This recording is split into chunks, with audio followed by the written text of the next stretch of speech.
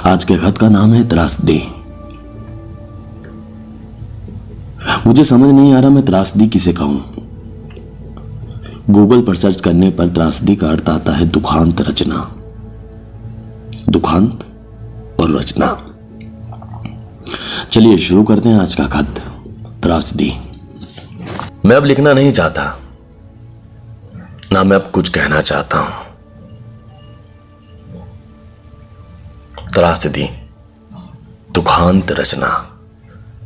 लेकिन मेरी तो कोई रचना शायद ऐसी नहीं जो त्रासदी हो। पता नहीं क्यों, मैं जब भी यह शब्द सुनता हूं मुझे इसका मतलब सिर्फ तबाही लगता है। मुझे लगता है सबसे बड़ी त्रासदी प्रेम में उपजे हुए आंसू से लिखी हुई कोई कविता होगी, कोई नज्म जो धुएं के काले बादल में पली बड़ी होगी, या फिर वो जो ऊपर बैठे हुए दुनिया चला रहा है ना, उसने लिखी होगी अनगिनत ऐसी कितनी ही रचनाएं जिनका भी प्रकाशित होना बाकी है। आखिर है क्या त्रासदी, किसे कहें? एक रात बच्चे को जन्म देते हुए उस मां का दुनिया छोड़कर चले जाना, कम उम्र में पिता की परछाई आंखों के सामने से हट जाना, या चंद पैसों के लिए घर बार छोड़कर बाहर चले जाना, यह सब त्रासदी नहीं तो और क्या है? मेरे लिए इस शब्द के कई मतलब है। नायक के हाथों में रखा हुआ फूलों का गुलदस्ता जब नज्मों का संग्रह बन जाए, प्रेमिका की आंखों में लगा काजल जब अंधकार में बदल जाए, किसी रोज कोई बेटा होगा, कोई लड़का अपने हाथ में कलम लिए और गुनगुना रहा होगा कोई विरह का गीत, कहीं किसी जगह कोई लड़की रात को तकिए से मुंह छुपाकर बहा रही होगी आंसू।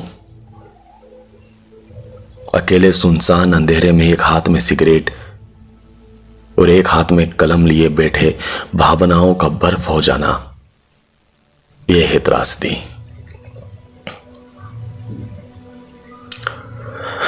मुझे लगता है जब दुनिया की अंतिम त्रासदी होगी तब इस पृथ्वी के अंतिम छोर पर खड़े होंगे नायक और नायिका, इस दुनिया का अंतिम पुरुष और पृथ्वी का भार उठाने वाली अंतिम महिला।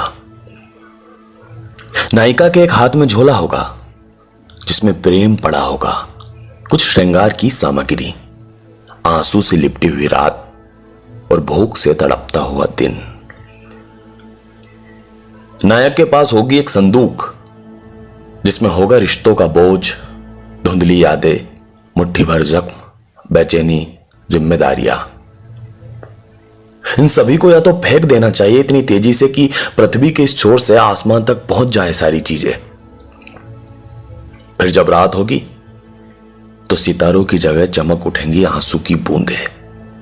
बारिश में छाया जाया करेंगे बेचैनी के बादल, सावन में खनकेगी चूड़ियां, कंगन। शायद यह सब होने से दुनिया का बोझ कम हो जाए। यही होगी ऊपर वाले की सबसे बड़ी त्रासदी। हमने त्रासदी देखने से ज्यादा महसूस की है। हम चाहते तो चिल्लाकर, चीख कर बता देते सबको, लेकिन हम मौन रहे, ईश्वर के सामने हाथ जोड़कर मन ही मन बस प्रार्थना करते रहे, क्योंकि उसे पता है हमारा दुख और उससे उत्पन्न होने वाली त्रासदी। शायद वो अपनी सबसे दुखांत रचना प्रकाशित करने से पहले सुन ले हमारी प्रार्थना, और ये त्रासदी जो है ना, वो बदल जाए श्रृंगार की रचनाओं में। अभी त्रासदी होना बाकी है। यही सबसे बड़ी त्रासदी है।